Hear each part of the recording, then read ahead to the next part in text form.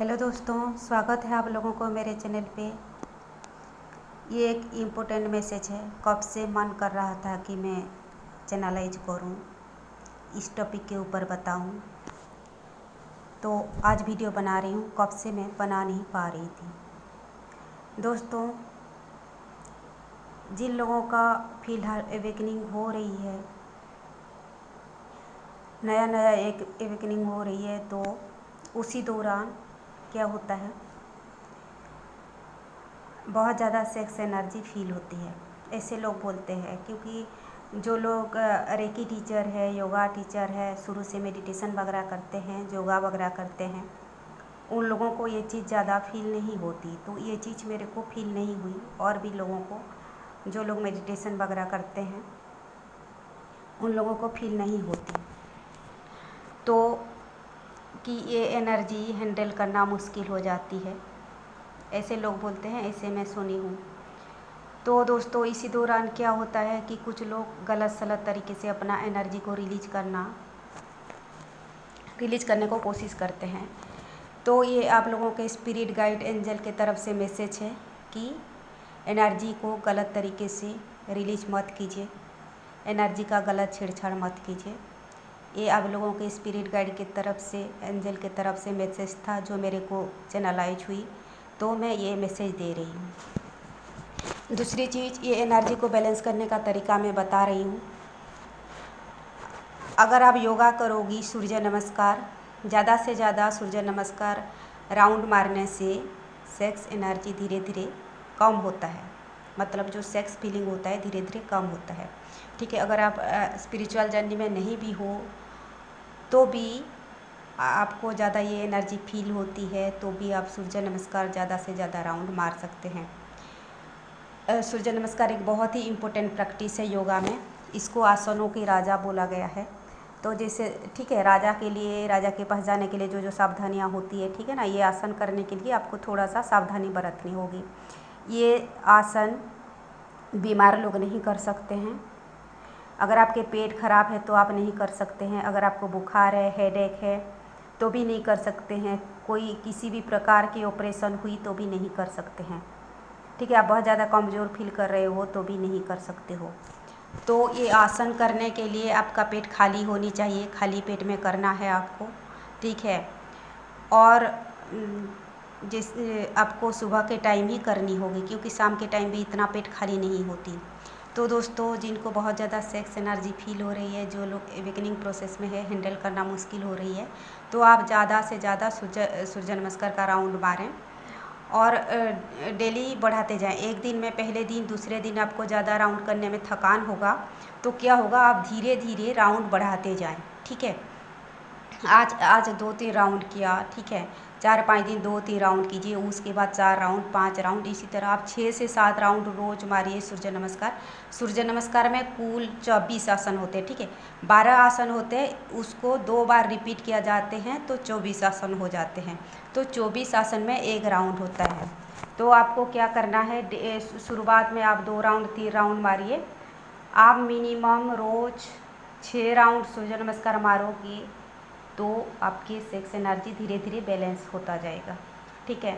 और दूसरी चीज़, एक इम्पोर्टेंट मैसेज मैं देना चाहती हूँ। जो लोग योगा वगैरह करते हो, जिन लोगों का चक्र वगैरह एक्टिवेट हो रही है, हो चुकी है, तो भी सूर्य नमस्कार करते हैं।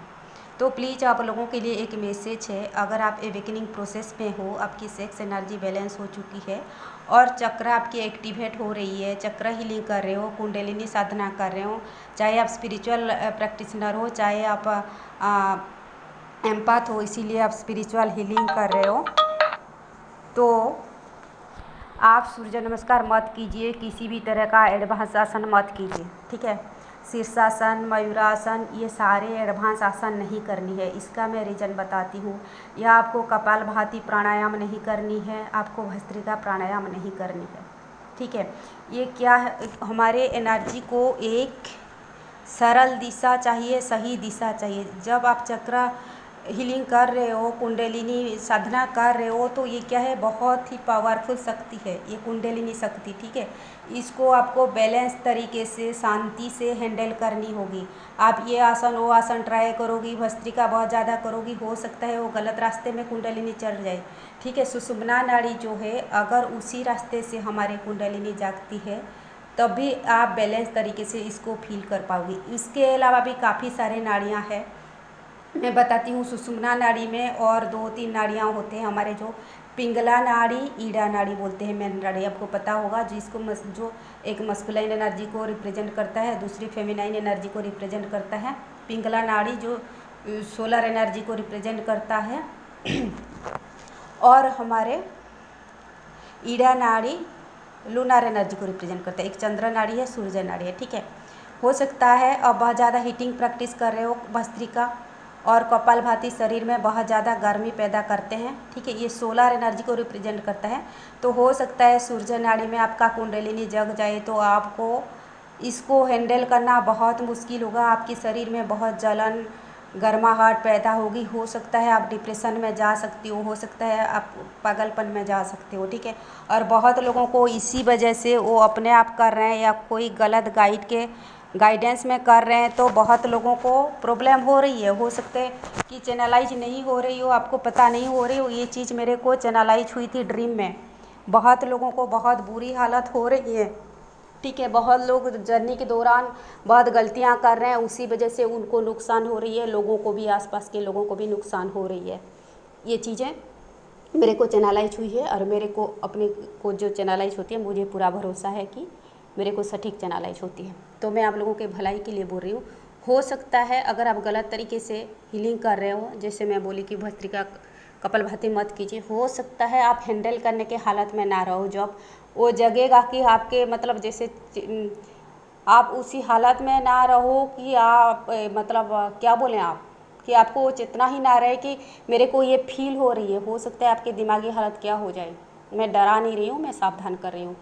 और मैं हमेशा ये सुझाव देती हूँ कि एक गाइड के गाइडेंस में ही करना चाहिए, चाहे कुंडलिनी साधना हो, चाहे योगा हो, कुछ भी हो। जैसे देखिए आपकी तबीयत ख़राब होती है तो आप क्या करते हो, आप डॉक्टर के पास जाते हो, अपने आप दवाई नहीं लेते हो, ठीक है ना।